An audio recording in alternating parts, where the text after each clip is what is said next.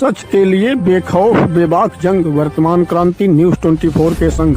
नमस्कार, स्वागत है आपका आपके अपने वेब चैनल वर्तमान क्रांति न्यूज 24 में। नमस्कार, आप देख रहे हैं हिंदी मासिक पत्रिका वर्तमान क्रांति के आधार पर शुरू किया गया तेजी से बढ़ता हुआ वेब चैनल वर्तमान क्रांति न्यूज 24 और मैं हूं आपके साथ दीप्ति। समाज में जातिगत भेदभाव को समाप्त करने और संवैधानिक समानता के सिद्धांत को मजबूत करने के उद्देश्य से इलाहाबाद हाईकोर्ट ने 16 सितंबर को एक ऐतिहासिक फैसला दिया है। हाईकोर्ट ने पुलिसिया दस्तावेजों में जाति के उल्लेख को संवैधानिक मूल्यों के खिलाफ बताया था।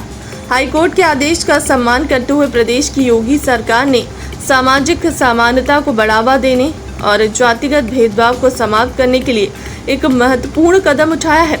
सरकार ने पुलिस एफआईआर, अरेस्ट मेमो और अन्य सरकारी दस्तावेजों में किसी भी व्यक्ति की जाति का उल्लेख न करने के सख्त निर्देश जारी किए हैं। इसके साथ ही उत्तर प्रदेश में अब जाति आधारित रैलियों व प्रदर्शनियों पर भी पूरी तरह रोक लगा दिया गया है। मुख्य सचिव ने शासन आदेश जारी करते हुए सभी अधिकारियों को इसका कड़ाई से पालन करने का निर्देश जारी किया है।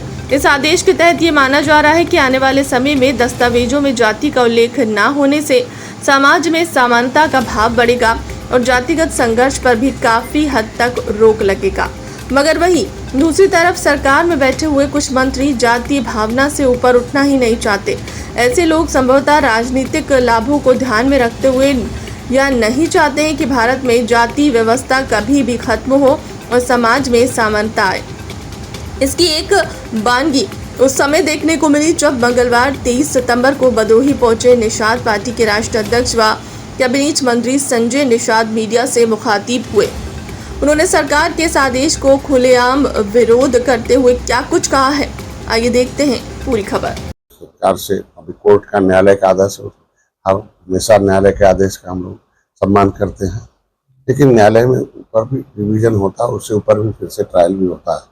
मैं सरकार से इस पर एक बार जरूर विचार करने के लिए कहूँगा कि न्यायालय में कि ये एक जातियों का गौरवशाली इतिहास रहा है और जाति प्रमाण पत्र देने का एक व्यवस्था संविधान में, अगर जाति प्रमाण पत्र देने का संविधान में व्यवस्था है, अगर इन जातियों पर रोक लगेगा तो सामाजिक न्याय मंत्रालय के हिसाब से ये लेदरमैन का हिस्सा एक भी जो अनुसूचित जाति का हिस्सा लेदरमैन खा गए अपनी संख्या से 100 गुना, तो और जातियों को हिस्सा लेने के लिए इकट्ठा होना ही पड़ेगा। नहीं इकट्ठा होंगे तो खाते रहेंगे, कुछ नहीं पाते रहेंगे।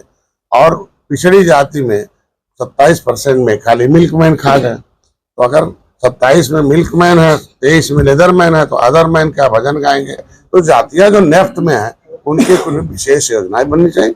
मैं न्यायालय के स्वागत करता हूँ, लेकिन इन जातियों को उजाड़ा गया जाति के आधार पर, जिन्होंने देश को आजाद कराया है, अपने ऊपर कलंक ढोया है जाति को आजाद कराने के लिए, अब वो उनका सम्मान पाने का समय आ गया है।